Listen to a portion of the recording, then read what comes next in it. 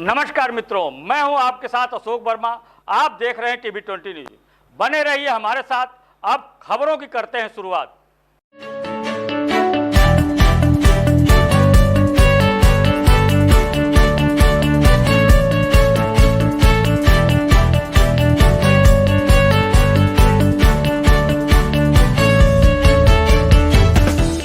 अम्बेडकर नगर जिले के विधानसभा क्षेत्र आलापुर के विकासखंड जहांगीरगंज के ग्राम सभा महारमपुर में अधिवक्ता ज्ञानदत्त के माता के श्रद्धांजलि कार्यक्रम व ग्राम सभा जिठास चाड़ीपुर में पिंटू गौड़ की बहन की शादी व रामनगर विकासखंड के ग्राम सभा सैदपुर रसीदपुर में शिवकरण यादव के पुत्री की शादी समारोह में समाजवादी पार्टी के वरिष्ठ नेता पूर्व सांसद त्रिभुवन दत्त शामिल हुए।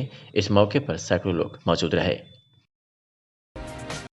आजमगढ़ जिले में आज़ादी के अमृत महोत्सव के अंतर्गत तिरंगा यात्रा निकाली गई। देश की आज़ादी के 75 वर्ष पूर्ण होने पर निकाली गई इस यात्रा के माध्यम से वीर शहीदों की वीर गाथाओं के बारे में युवाओं को बताया जा रहा है, जिससे युवा आज़ादी के वीरों के बारे में समझ सकें। जिले में 19 नवंबर से 19 दिसंबर तक यह यात्रा निकाली जा रही है। 16 दिसंबर को वृहद कार्यक्रम किया जाएगा, जिसमें सांस्कृतिक कार्यक्रम किया जाएगा और बाहर के अतिथियों का उद्बोधन होगा और उन बलिदानियों के बारे में जानकारी दी जाएगी जिन्हें इतिहास ने तोड़ मरोड़ कर पेश किया था।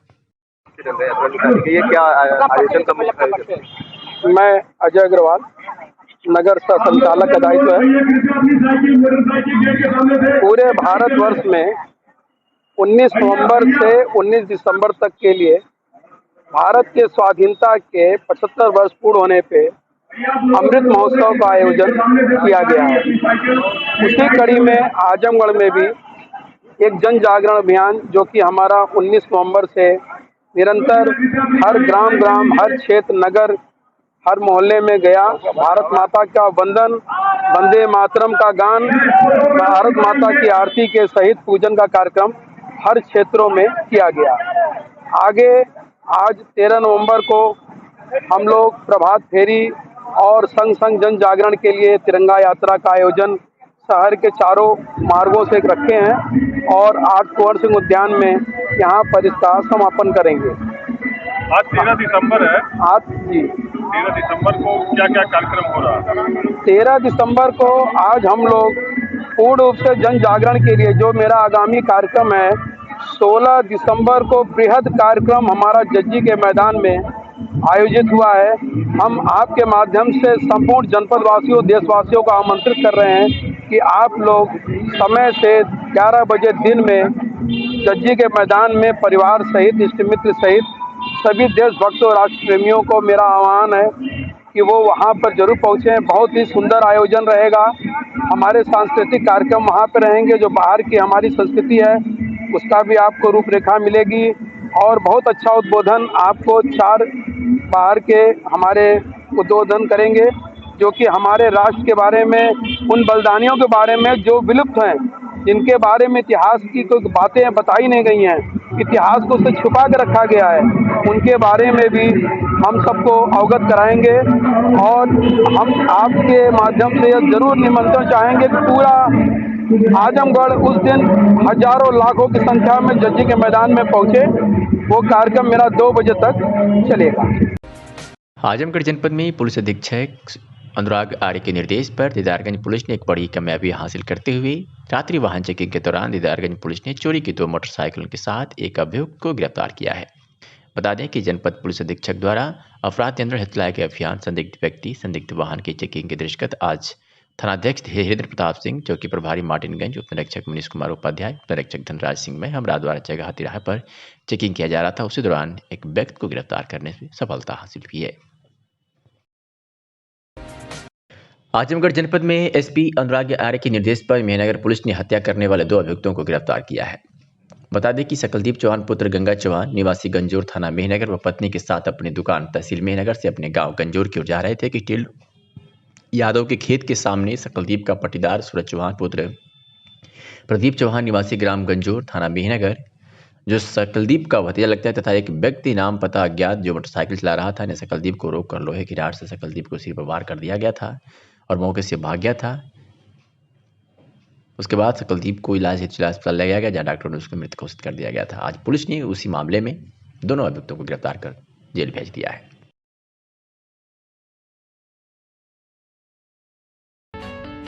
इस खबर के प्रायोजक हैं शांति ग्रुप ऑफ इंस्टीट्यूशन, अमौड़ा, गोसाई की बाजार, आजमगढ़, जिसके प्रबंधक हैं दीपक राय। आजमगढ़ में पूर्व मंत्री व विधायक नफीस अहमद आज विधानसभा क्षेत्र गोपालपुर के ग्राम सभा कंदरापुर में जाकर सम्मानित जनता से मुलाकात कर प्रदेश में व्याप्त भ्रष्टाचार, महंगाई, बेरोजगारी से हो रही समस्याओं को जनता को अवगत कराया। जनता ने एक सुर में 2022 में अखिलेश यादव को मुख्यमंत्री बनाने का संदेश दिया। कार्यक्रम में भारी संख्या में कार्यकर्ता मौजूद थे।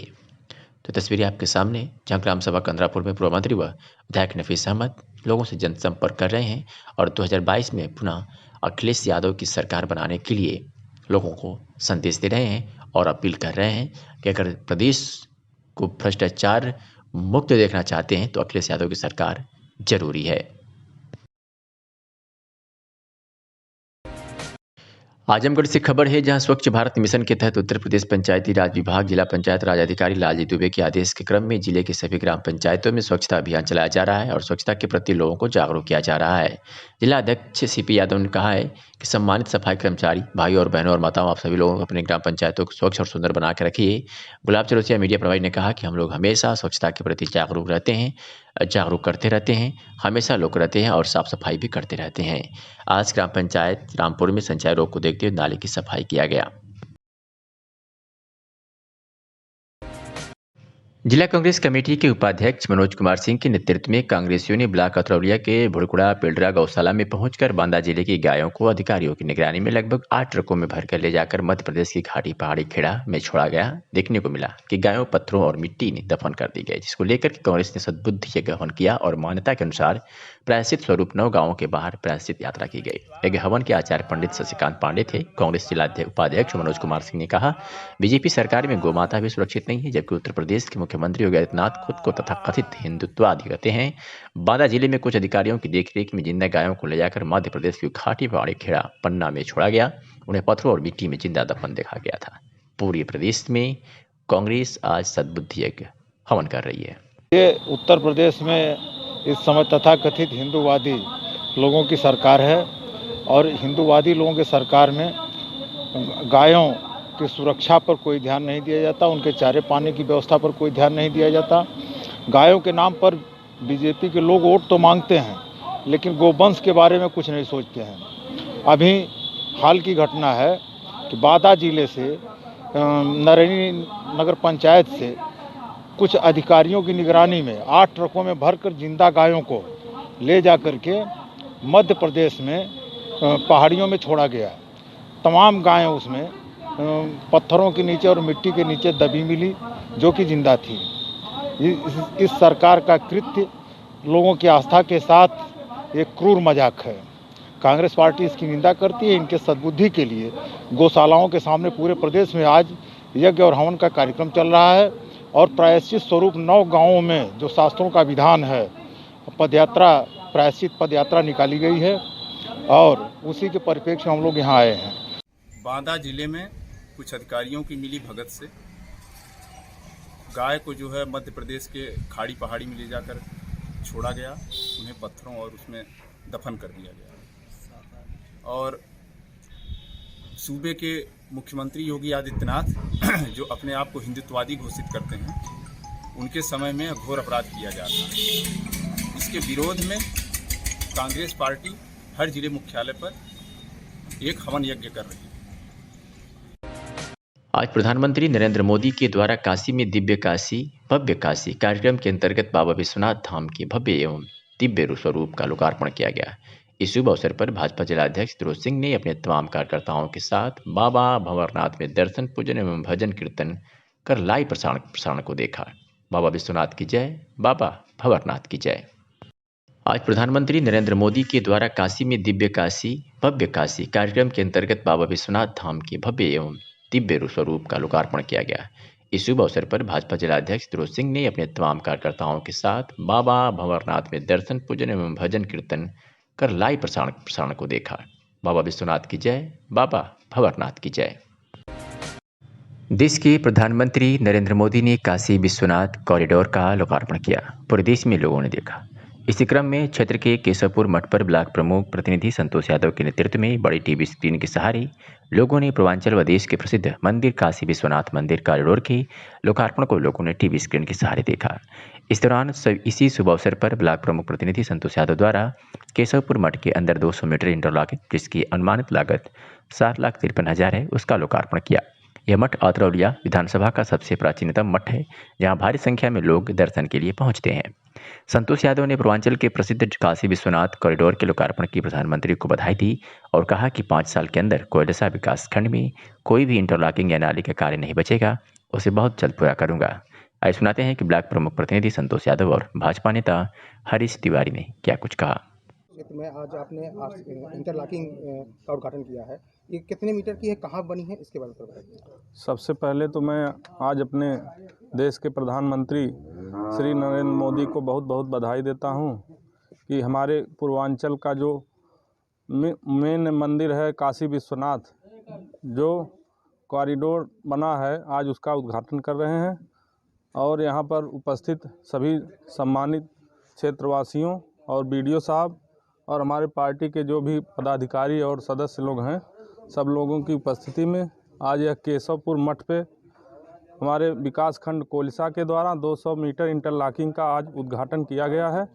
यहाँ पर उपस्थित जनता जनार्दन और इस मठ के बाबा के आशीर्वाद से यह काम प्रारंभ हुआ है और भी बहुत सी रोडें हमारे ब्लॉक में बन रही हैं। लगभग 2 करोड़ से ऊपर इंटरलॉकिंग और नाली का काम हो रहा है। कुछ काम कंप्लीट है, कुछ होने वाला है।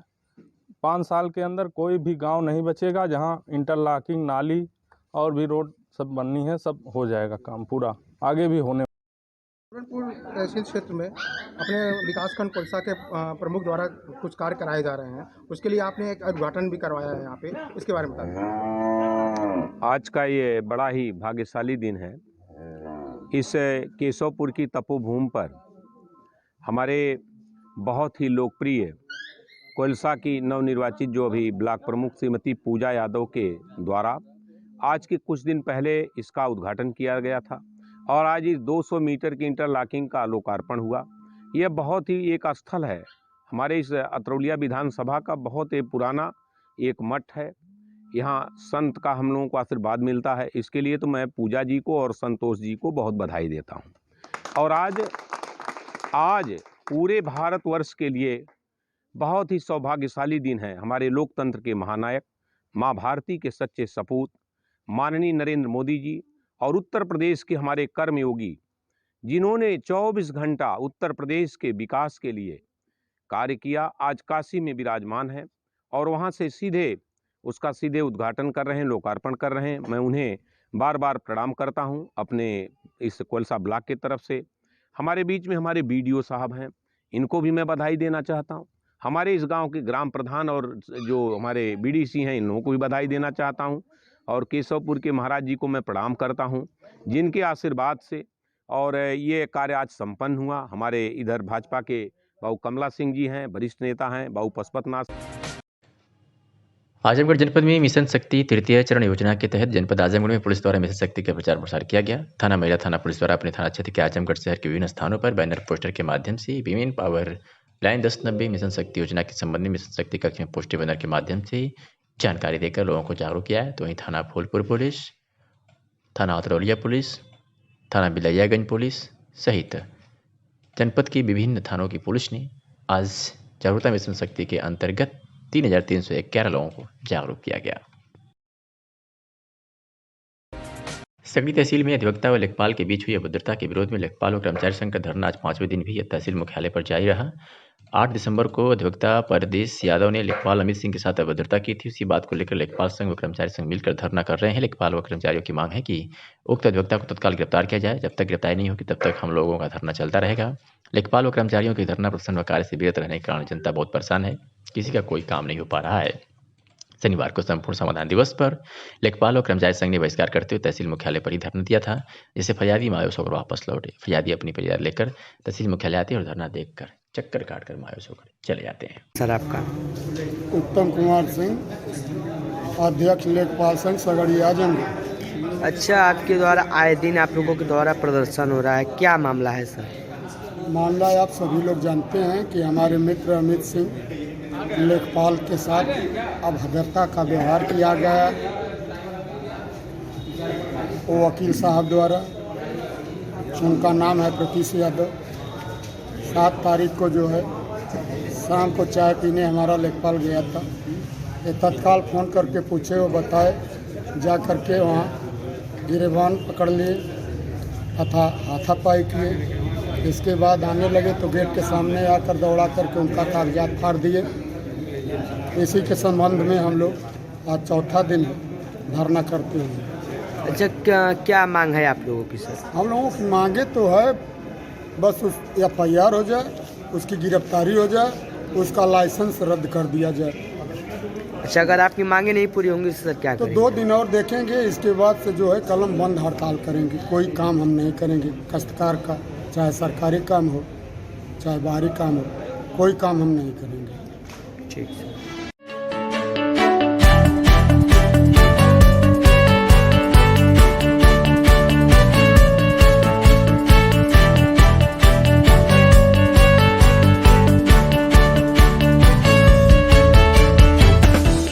आजमगढ़ जनपद में पुलिस अधीक्षक अनुराग आर्य के निर्देश पर बिलरियागंज व निजामाबाद पुलिस ने 2 अभियुक्तों को गिरफ्तार कर उनके कब्जे से कारतूस तमंचा बरामद किया है। बता दें कि थाना बिलरियागंज पुलिस ने एक अवैध तमंचा कारतूस के साथ अभियुक्त अली हसन पुत्र सज्जाद निवासी अलाउद्दीन पट्टी थाना बिलरियागंज जनपद आजमगढ़ को गिरफ्तार किया है। तो वहीं निजामाबाद पुलिस ने चोरी करने के उपकरण व चोरी के रुपयों के साथ एक अभियुक्त आकाश गौतम पुत्र राजकुमार गौतम निवासी कुंभ थाना बरधा जनपद आजमगढ़ को गिरफ्तार किया है और तमंचा कारतूस बरामद किया है।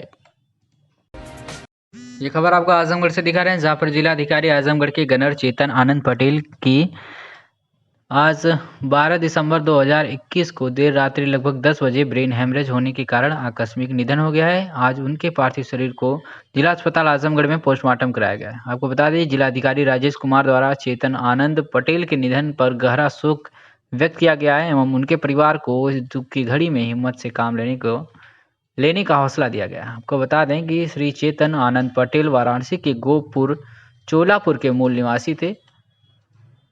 जिलाधिकारी आजमगढ़ के यहाँ लगभग 4 वर्ष से गनर रहे हैं। तो ये तस्वीरें आपको आजमगढ़ से दिखा रहे हैं, जहाँ पर जिलाधिकारी आजमगढ़ के गनर चेतन आनंद पटेल की ब्रेन हेमरेज होने के कारण आकस्मिक निधन हो गया है। आज उनके पार्थिव शरीर को जिला अस्पताल आजमगढ़ में पोस्टमार्टम कराया गया।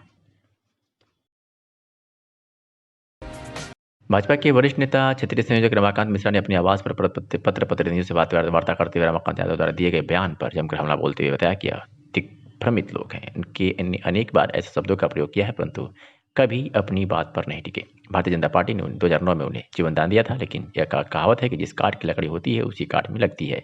तो उनका चाल चरित्र और चेहरा जैसा है वो फिर वहीं पहुंच गए हैं। भारतीय जनता पार्टी प्रचंड बहुमत से उत्तर प्रदेश में सरकार बनाने जा रही है। सुनाते हैं कि रमाकांत मिश्र वरिष्ठ भाजपा नेता ने क्या कुछ कहा। कुछ नेताओं द्वारा बोला जा रहा है कि अगर हम चुनाव यहाँ से हारते हैं या भाजपा कोई सीट जीतती है तो हम अपना राजनीति छोड़ देंगे, और कुछ दिग्गज नेता लोग हैं, इसके बारे में आप क्या कहते हैं? ये दिग्भ्रमित लोग हैं।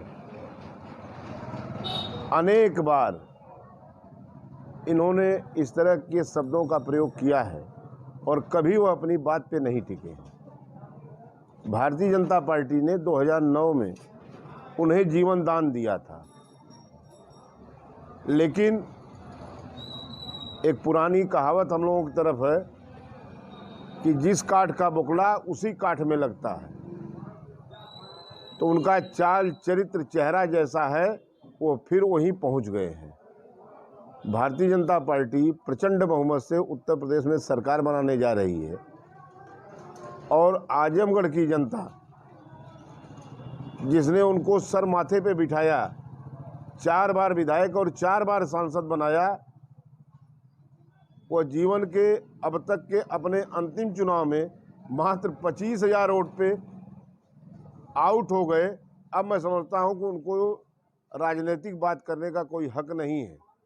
जैसे कहा जाता है कि भाजपा सपा के सारे कार्य को लोग आकर कर रही है, इसके बारे में? यह अखिलेश यादव के दिमाग का दिवालियापन है। परसों ही प्रधानमंत्री जी ने कहा कि 100 करोड़ लागत की परियोजना 10,000 करोड़ में लोकार्पित हो रही है। अगर अखिलेश यादव ने कुछ किया होता तो लोकार्पण भी करते। पूर्वांचल एक्सप्रेसवे में आदरणीय प्रधानमंत्री जी और मुख्यमंत्री जी आजमगढ़ जिले के मधुरी में आके उसका भूमि पूजन किए और सुल्तानपुर में उसका लोकार्पण भी किए। आज भी प्रधानमंत्री द्वारा कुछ लोकार्पण किया गया है। प्रधानमंत्री जी ने आज काशी विश्वनाथ मंदिर कॉरिडोर का जो देश की जनता को समर्पित किया है, वो सनातन धर्म की संस्कृति को, मूल्यों को उन्होंने स्थापित किया है। आज हिंदुस्तान का हिंदू गर्व महसूस कर रहा है कि देश के यशस्वी प्रधानमंत्री और उत्तर प्रदेश के यशस्वी मुख्यमंत्री ने भारत में ही नहीं दुनिया में भारत का मान सम्मान बढ़ाया है, गौरव बढ़ाया है। और शाम तक आप देखिएगा कि ये समाजवादी पार्टी के मुखिया फिर कह देंगे कि ये मैंने किया है। ये खबर आपको आजमगढ़ से दिखा रहे हैं, जहां पर बहुजन समाज पार्टी के तत्वाधान में एक दिवसीय कार्यकर्ता सम्मेलन बाबा विश्वनाथ मैरिज हॉल पर सुशील सिंह के आयोजन में संपन्न हुआ, जिसमें मुख्य अतिथि शमसुद्दीन रायन और विशिष्ट अतिथि हरिश्चंद्र गौतम, अरुण पाठक, इंदल राम, विनोद चौहान, विजय कुमार, ओमकार शास्त्री, अश्विनी कुमार, अमरनाथ गौतम और सिकंदर कुशवाहा उपस्थित रहे। सम्मेलन की अध्यक्षता डॉक्टर विजय प्रताप ने किया। मुख्य अतिथि शमसुद्दीन राय ने कहा कि जिस ओर नौजवान चलता है उसी की सरकार बनती है। आज हर जाति वर्ग के नौजवान बसपा की सरकार बनाने को ठान लिए हैं। बहन कुमारी मायावती 5वीं बार मुख्यमंत्री उत्तर प्रदेश में बनना तय है। आज किसान, मजदूर, छात्र के साथ पूरा समाज बसपा के साथ खड़ा है। बसपा सरकार ने कानून का राज चलाया और गरीबों को मान्यवर कांसीराम के नाम पर पक्का मकान दिया और रोजी रोटी दिया। आपको बता दें कि उन्होंने कहा कि भाजपा ने झूठ बोलकर भाजपा के देश और प्रदेश में सरकार बनाई गई, मगर जब जनता ने उनके वादे रोजगार मांगा तो जनता को अपमानित किया गया। उन्नाव और हाथरस का कांड भाजपा की मंशा को साबित करने के लिए अधिक है। भाजपा की दंगाइयों की सरकार है और सपा के गुंडों की सरकार बनती है। तो आगे उन्होंने क्या कुछ कहा आपको सुनवाते हैं। जहां चुनावी रणभेदी बच चुकी है और बसपा और बीजेपी पूरा दम लगा दिया और यहां आज बीएसपी का आज पहला कार्यक्रम हो रहा है। ऐसा क्या कारण है कि बीएसपी इतनी पीछे चल रही है? देखिए, आपको शायद मालूम नहीं है, ये आपने लोगों का जुनून और जन सैलाब देख रहे हो, जन सैलाब आप देख रहे हो, तो इसको आप मान सकते हो कि बीएसपी कहीं नहीं है। आप मान सकते हो बीएसपी कहीं नहीं है। जो थोड़ा सा ये जन सैलाब को आप देख रहे हो, इसको मान सकते हो कि बीएसपी कहीं नहीं है। केवल थोड़ा सा नज़र खोल के देखो, थोड़ा सा आप लोग नज़र खोल के देख लो, बीएसपी ही बीएसपी दिखेगी। क्या आगे चल के बीजेपी से गठबंधन या किसी अन्य दलों से गठबंधन भी होगा क्या? देखिए, जहां हम लोग इस बार राजनीतिक गठबंधन नहीं करने आए, जिस तरीके से 2007 में सामाजिक गठबंधन किया था, इसी तर्ज पे हम लोग 2022 का भी गठबंधन सामाजिक गठबंधन कर रहे हैं। सर समाज को भागीदारी दे रहे हैं, सर समाज को आगे बढ़ाने काम कर रहे हैं और वही हमारा सामाजिक गठबंधन होगा। जहां बीजेपी और सपा कह रही है कि हम 400 सीटों जीतने का दावा कर रही है, उस पे बीएसपी का क्या दावा है? मेरा तो यही मानना है, सपा कह रही 400, ये कह रही 400, तो 800 सीटों कहाँ से हम ले आए बताओ। बहुजन समाज पार्टी 250 सीटों पे फुल फ्लेम में सरकार बनाने जा रही है। जहाँ से सरकार बनती वहीं हम सरकार बनाने जाएंगे, क्योंकि हमें विपक्ष को भी मजबूत रखना है, क्योंकि विपक्ष भी होना बहुत ज़रूरी है ना। आजमगढ़ जिले की कितनी सीटें फाइनल हो चुकी हैं अभी? आजमगढ़ जिले की लगभग मेरे हिसाब से सभी सीटों पे बस थोड़ा सा 2-3-4 लोगों की घोषणाएं रह गई हैं, वो कुछ दिन बाद घोषणाएं हो जाएंगी आपके सामने। सदर में किसके नाम की घोषणा हुई है? सुशील सिंह जी को सदर विधानसभा से बहन जी ने प्रभारी बनाया है। जैसी नोटिफिकेशन जारी होगा यही प्रत्याशी हमारे होंगे। और कोई बताओ? नहीं आप बसपा से प्रत्याशी घोषित किया है, क्या कहना चाहेंगे?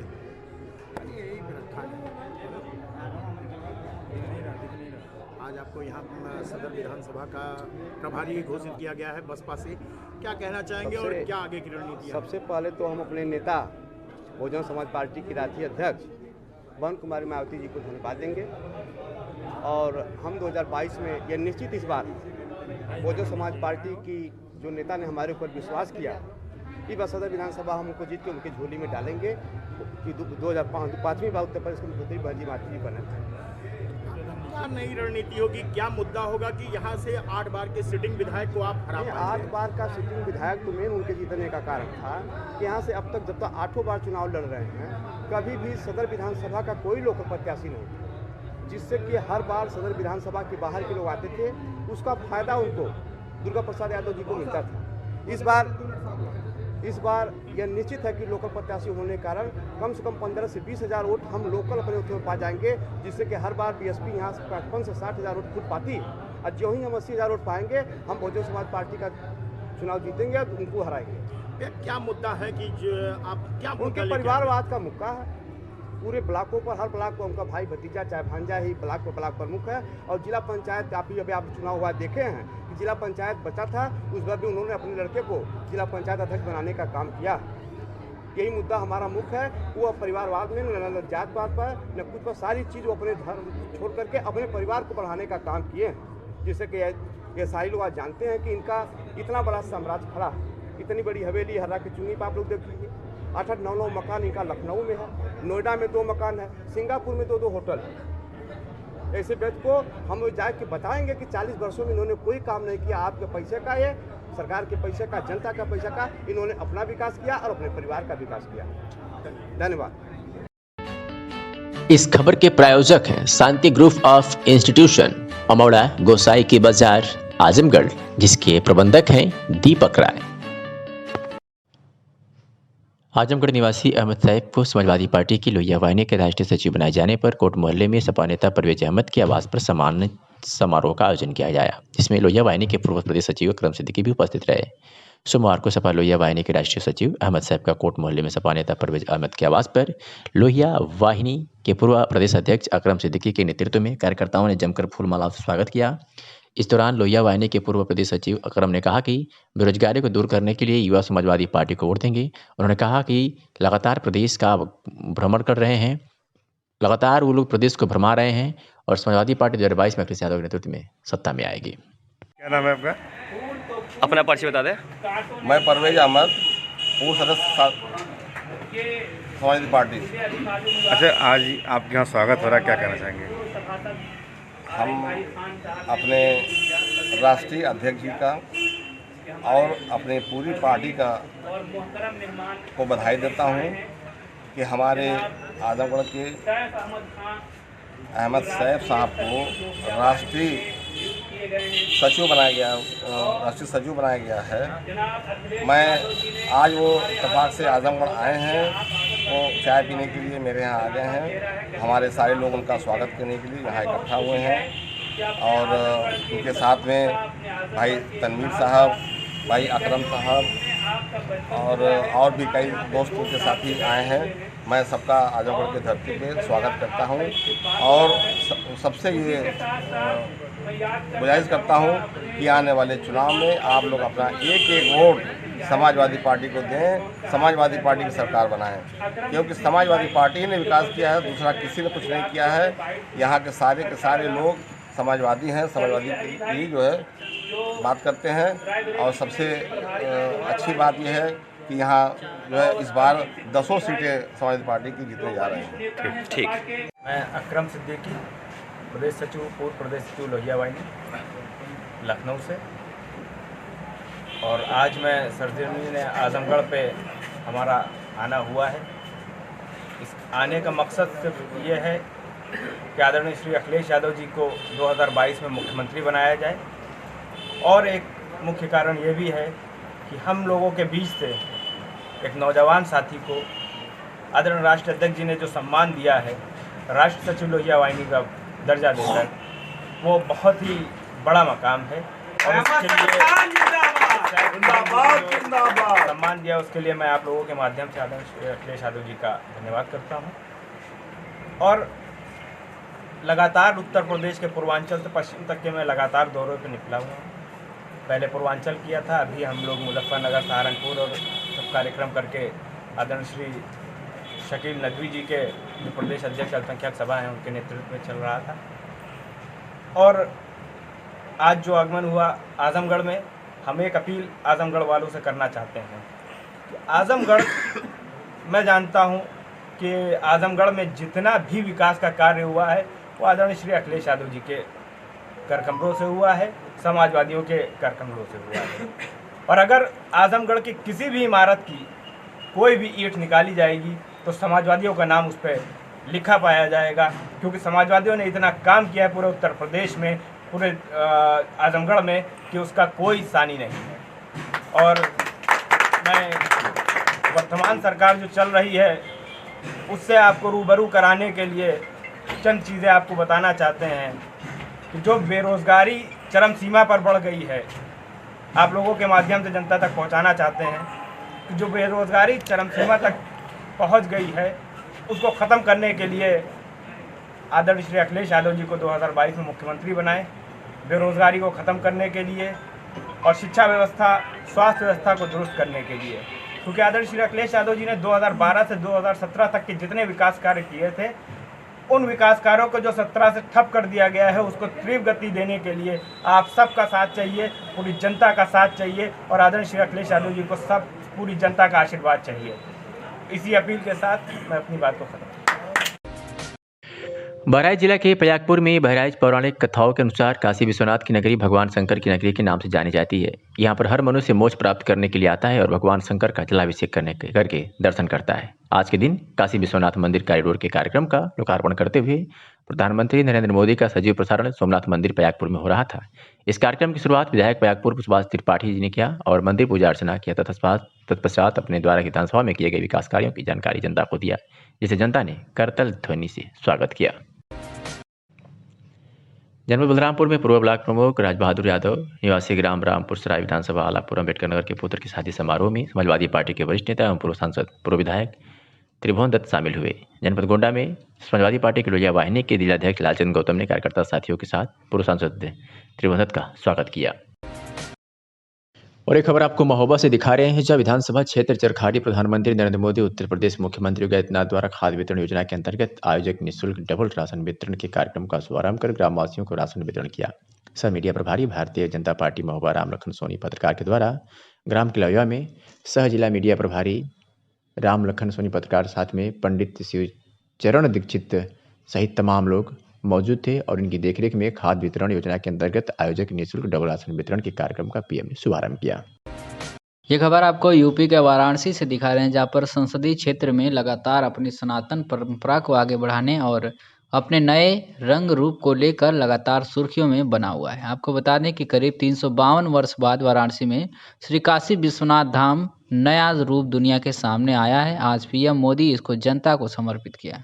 आपको बता दें, इस दौरान देश के 150 से अधिक धर्माचार्य, संत, महंत व प्रबुद्ध जन और इसके अलावा इसमें आम आदमी और दूसरे नेता भी जुड़े हैं।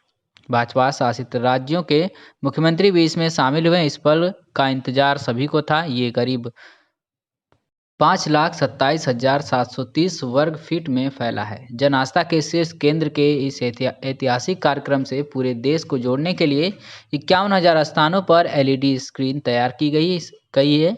इस अवसर पर संबोधित करते हुए पीएम ने कहा कि आज काशी से लोग स्वच्छता, सृजन और आत्मनिर्भर भारत का संकल्प ले देश आत्मनिर्भर भारत का सपना साकार होते देखेगा। कहा, आतताइयों ने इस नगरी पर आक्रमण किए, इसे ध्वस्त करने का प्रयास किया। औरंगजेब के अत्याचार, उसके आतंक का इतिहास साक्षी है, जिससे सभ्यता को तलवार के बल पर बदलने की कोशिश की, जिसने संस्कृति को कट्टरता से कुचलने की कोशिश की। लेकिन इस देश की मिट्टी बाकी दुनिया से कुछ अलग है। सल्तनतें मिट गई पर बना रहा बनारस और उसका रस चारों ओर फैल रहा है।